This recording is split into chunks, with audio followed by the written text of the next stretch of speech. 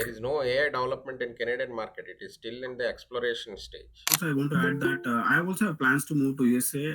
Like as you told, US there is market. So is it better like I start learning from now and try jobs over there, or else? If you are planning to start your career in the US, then like prompt engineering, agentic AI development, or AI consultant related careers can be ones that you can pursue. If your target is to get a job in Canada, then AI is not going to work out.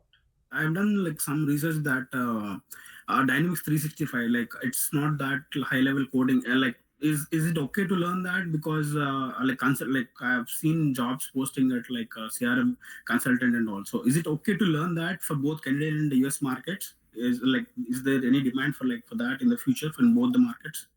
Dynamics 365 is a growing market right now, but then not for someone who is a fresher. Dynamics 365 is like SAP.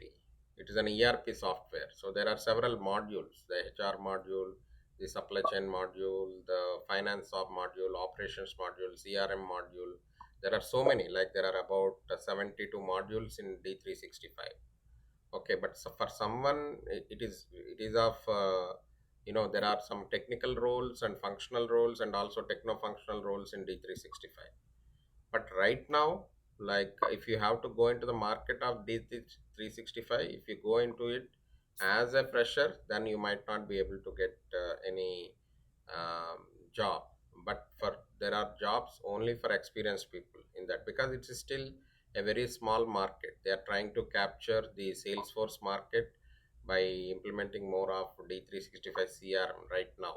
And on and off, there are some companies which have a finance and operations module, but it is not quite wide that there are jobs existing even for freshers. So depending on how you wanted to go, if you wanted to go as an experienced person, yes, D365 is definitely a good option. But if you are targeting as a fresher, then no.